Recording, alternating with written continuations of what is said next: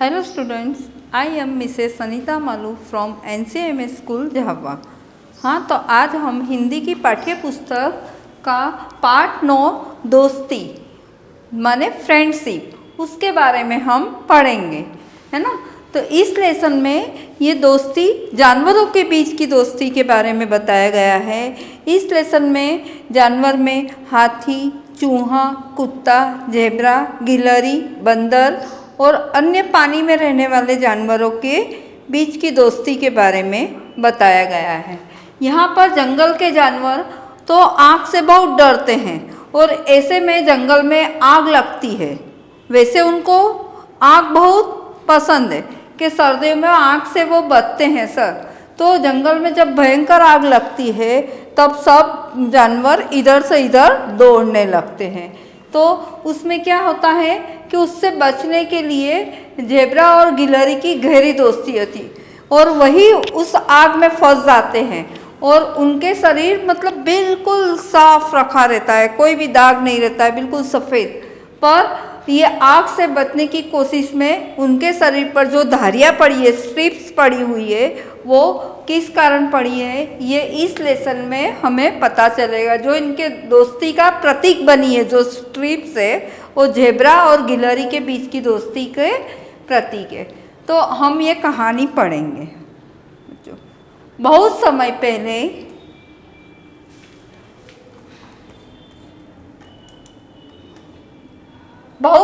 पहले एक जंगल में सभी जीव जंतु आपस में मिलकर रहते थे और चैन की बंसी बजाते थे।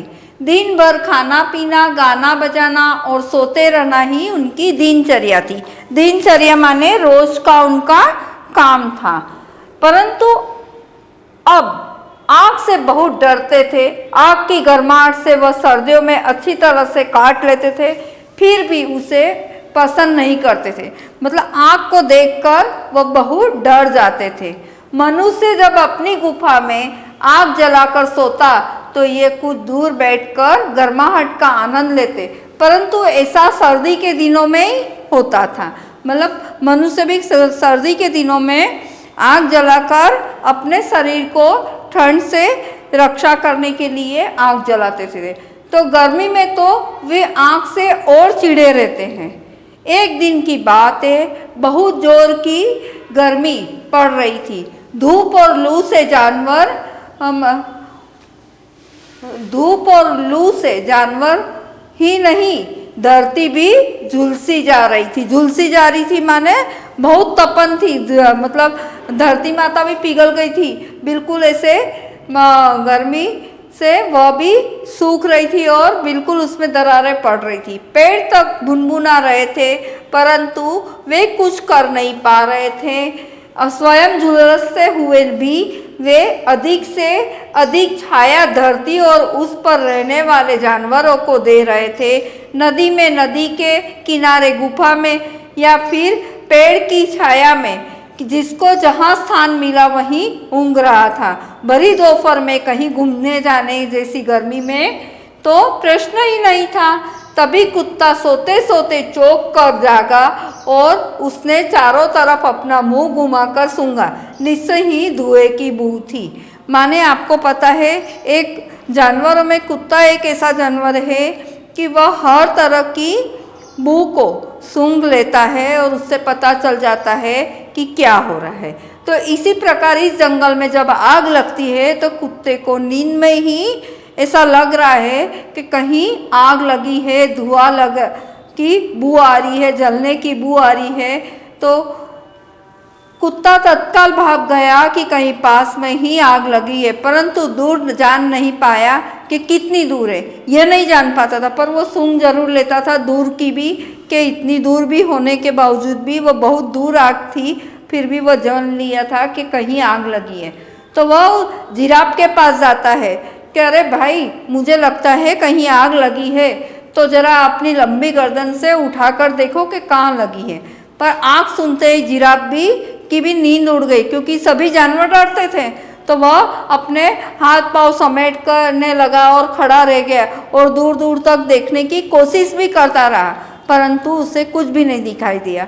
वह बोला, दिखाई तो कुछ नहीं दे रहा है, पेड़ बहुत ऊंचे हैं और मैं उनके पार नहीं देख पा रहा हूँ। धुएं का आभास मुझे भी हो रहा है। तुम बंदर को किसी ऊंचे पेड़ पर चढ़ाकर देखने को कहो।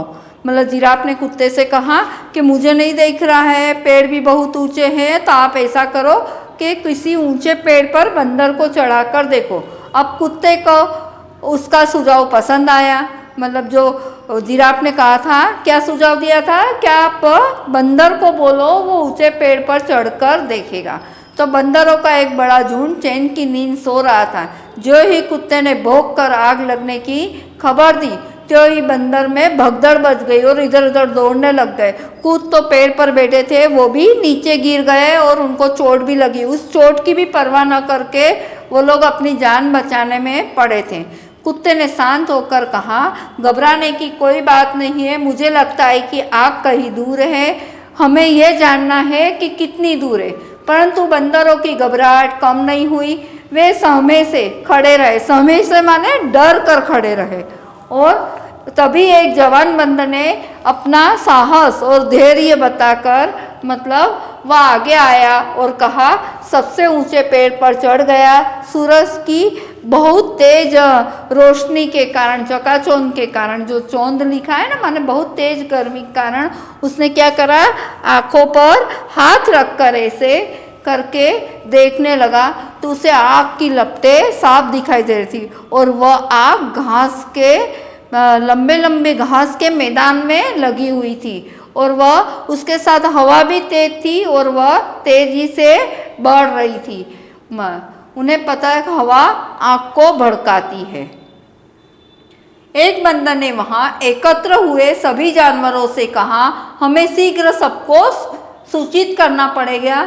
जानवर तेजी से इधर उधर बिखर कर हाथी को ढूंढने लगा और चिंगाड़ कर वो सबको सावधान कर सके। इसलिए हाथी से सबसे अलग खड़ा सो रहा था। सबसे पहले वह चूहे को नजर आया, परंतु सोते हुए हाथी को जगाने की किसी की हिम्मत नहीं थी। समय था कि निकला जा रहा था, पर उसे कोई ना उपाय तो करना ही था कोई ना कोई। नीचे से चिल्लाने पर भी उसकी आवाज़ हाथी के कान तक नहीं पहुंच पा सकती थी। चूहा उछलकर हाथी के पैर पर होता हुआ उसके कान के पास पहुंचा। हाथी को कान के पास कुछ सरसराहट का अनुभव हुआ। हाथी ने अपना बड़ा सा कान फड़फड़ाया।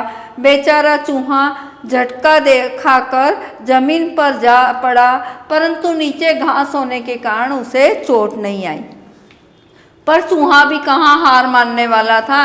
आखिर सारे जंगल के जानवरों को जीवन का प्रश्न था, माने सब बचने के लिए सब अब आपस में एक हो गए थे। एक बार चूहे ने फिर हिम्मत की। वह हाथी के पीछे के खंबे जैसे पेड़ पर चढ़ गया और पेड़ से होता हुआ उसकी पीठ पर से गुजरकर माथे के बीचों बीच जा पहुंचा, जहां हाथी के छात जैसे कान पहुंचने का तो डर नहीं था, परंतु चूहे को आवाज से हाथी का जाग पाना कठिन था। माने वह छात जैसे कान माने हाथी के सूपे जैसे बड़े बड़े कान थे ना, उसको बोलते हैं। इसके अतिरिक्त चूहे को हाथी के सूंड से भी खतरा था। वह जानता था कि हाथी की सूंड की चपेट में आने का अर्थ है सीधे यमलोक की यात्रा। चूहे को एक खतरनाक तरकीब सूझी। जब तक हाथी का सूंड उस तक पहुंचे उससे पहले ही उसे अपनी योजना को सफल का लेना था। समय की गंभीरता को देखते हुए ऐसा करना आवश्यक भी था। उसने अपनी पूंछ हाथी के आँख में घुसा दी और पलटकर वापस भागा। न जाने इतना साहस वह कैसे कर पाया। जो ही हाथी कसमस आया उसे अनेक जानवरों का शोर सुनाई दिया। वह तेजी से उस ओर चला और जिराफ भी था। जिराफ ने उसे देखते ही सारी स्थिति बताई। जिराफ और हाथी ने जोर जोर से चिंगाड़ कर सबको इकट्ठा कर लिया। जल्दी जल्दी नदी पार करने का सुझाव दिया। मने वह आग से बचना हो तो नदी पार करके वो दूसरी किनारे पर चले गए ताकि वह आग से बच सके। और जानवर जानते थे कि नदी पार करने से मतलब आग में इतनी शक्ति नहीं है कि वह मतलब आगे बढ़ सके पानी नदी के उससे। तो वे कितनी बार यह पहुँच सब देख चुके थे। जब सब जानवर दूसरे किनारे पहुँच गए तो उनकी जान में जान आई। तभी किसी ने कहा, कोई उधर रह तो नहीं गया। ढूंढने पर ज्ञात हुआ कि गिलहरी अभी तक नहीं आई। माने गिलहरी फंसी हुई थी चट्टानों के बीच में। चट्टान मीन्स पत्थरों के बीच में। बंदर पुनः एक ऊंचे पेड़ पर चढ़ा और उसने देखा तो वह चट्टानों पर सहमी सी, डरी सी बिल्कुल बैठी हुई थी। आग की लपटें वहां पहुंचने ही वाली है और सब जानवर बेचारे बेचारी गिलहरी करने लगे, परंतु उसे बचाने का उपाय कोई नहीं कर पा रहा था। बंदर फिर कहा, जल्दी ही कुछ करो, बचाया जा सकता है, क्योंकि गिलहरी स्वयं तो नीचे भी नहीं उतर पाएगी। माने वो अपने आप से उसके ऊपर से नीचे नहीं उतर पाएगी, तो अब उसके लिए कुछ करना पड़ेगा। आग से घिरी नुकीली चट्टानों के बीच से गिलहरी को बचा कर लाने का साहस कोई नहीं कर पाया। हर एक को अपनी जान प्यारी थी। जेब्रा शांत चित होकर थोड़ी दूर खड़ा रहकर सोच रहा था, क्योंकि गिलहरी उसकी पक्की दोस्त थी और दोनों के शरीर पर एक भी दाग नहीं था। ये मैंने आपको पहले बताया। और बिल्कुल उनका शरीर साफ रखा था और उनके शरीर पर उनको भी अभिमान था। अचानक जानवरों ने देखा कि जेब्रा नदी पार कर आग की लपटों में घुस गया है। कुछ देर बाद धुएं की लपटों में से वह घिर कर उस चट्टान तक पहुंच गया और गिलहरी को कहा कि तू अपनी पीठ पर कूद जा। जब वह पीठ पर कूद कर बैठ गई और उसके बाद जब वो चट्टानों के बीच में से आए तो आग की तेज गर्मी और पत्थरों के कारण उनके शरीर पर मतलब उसकी खाल जो पर चट्टे पड़ गए, लाइनें पड़ गई, धारियाँ पड़ गई, जो स्ट्रिप्स बोलते वो। उसे गिलहरी सहित लौटता देखकर जानवरों ने तालियां बजाई और उसकी पीठ थपथपाई। तभी किसी ने कहा, अरे तुम्हारी खाल तो क्या हो गया है, यह तो सब जल गई है। जेबरे ने देखा उसकी साफ सुथरी खाल पर काली काली धारियां बन गई। वास्तव में जब वह नुकीली चट्टानों के बीच से भाग रहा था तो गर्म नुकीले पत्थर उसे उसके शरीर को जला डाला था। जो पत्थर भी गर्म हो गए थे और वो पत्थर से टच होके दौड़ रहे थे बिल्कुल के आग से बचने के लिए। तो वह उनके शरीर पर, क्योंकि वो टच हो रहे थे उनका शरीर उससे पत्थरों से, कभी इधर कभी इधर, तो उससे उनके शरीर पर धारियां पड़ गई दोनों के। तो यहाँ पर और वह दुखी नुकीले जला था। तो जेब्रा बहुत ही दुखी था, पर उसे इस बात का गर्व था कि उसे अपने मित्र की जान बचाने के लिए अपना शरीर जलाए। पर जेब्रा के शरीर पर वैसे उसको गर्व अभिमान था कि मेरे शरीर पर एक भी दाग नहीं। पर जब उसको लगा तो उसको इतना दर्द नहीं हुआ, दुख तो हुआ था पर इतना नहीं। फिर उसने सोचा कि कुछ नहीं, मेरे कारण मेरे शरीर पर मतलब स्ट्रिप्स पड़ गई उसके कारण, पर कम से कम गिलहरी तो बच गई। तो उसको इस बात का मतलब ज़्यादा गर्व था, अभिमान था। उसे अपने मित्र की जान बचाने के लिए उसने अपना शरीर जलाया। पर उस समय शायद किसी ने यह नहीं देखा कि गिलहरी के शरीर पर भी वैसी धारियां बन गई थी।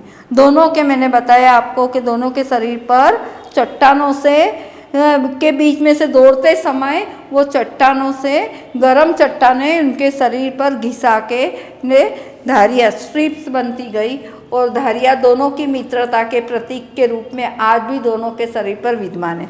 तो यह माना जाता है आज भी कि इनके शरीर पर जो स्ट्रिप्स है धारियाँ जिनके जेब्रा और इनके, तो इसका कारण जंगल में आग लगने पर दोनों की पक्की मित्रता थी।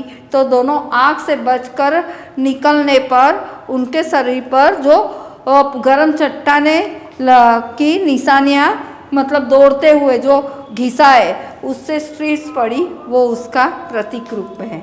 तो यहाँ पर कुछ पाठ में शब्दार्थ दिए गए कठिन, वह हम देखेंगे। दिनचर्या, रोजमर्रा की जिंदगी माने डेली लाइफ में हम जो करते हैं वो। सुझाव, सलाह मशवरा, सहमे से, डरे हुए, एकत्र, इकट्ठा, छाछ माने सूपे जैसे, मतलब बड़े अनाज साफ करने का सूपा आता ना, वैसे कान उनके, पंखे जैसे बड़े बड़े। यमलोक माने मृत्युलोक, तरकीब माने उपाय, आवश्यक माने जरूरी, मार्ग माने रास्ता, माहिर माने कुशल, गर्व माने अभिमान और खाल माने त्वचा। तो इस लेसन में हमने ये पढ़ा दोस्ती के बारे में समझा और पढ़ा है कि जानवर सिर्फ मनुष्य में दोस्ती नहीं रहती, जानवरों के बीच में भी दोस्ती रहती है। और यहाँ पर दोस्ती के साथ भी उसका एक प्रतीक जो जेब्रा और गिलहरी के शरीर पर स्ट्रिप्स क्यों है, धारियाँ क्यों है, इसका कारण इस कहानी के द्वारा हमको बताया गया है। और इस कहानी में हमको पीडीएफ के द्वारा प्रश्नोत्तर दिए गए हैं, रिक्त स्थान दिए गए हैं, सही गलत दिए गए हैं, आपको सही विकल्प दिए गए हैं और विलोम शब्द है, कुछ विशेषण शब्द पर गोला लगाना है और पर्यायवाची शब्द दिए गए हैं। तो यह आपको पीडीएफ के द्वारा करना है। उसके बाद आपको होमवर्क में गृह कार्य के लिए 10 वाक्य हाथी पर दिए गए हैं जो आप लिख सकते हो। ठीक है बच्चों, और आपको 10 होमवर्क करना ज़रूरी है। Thank you.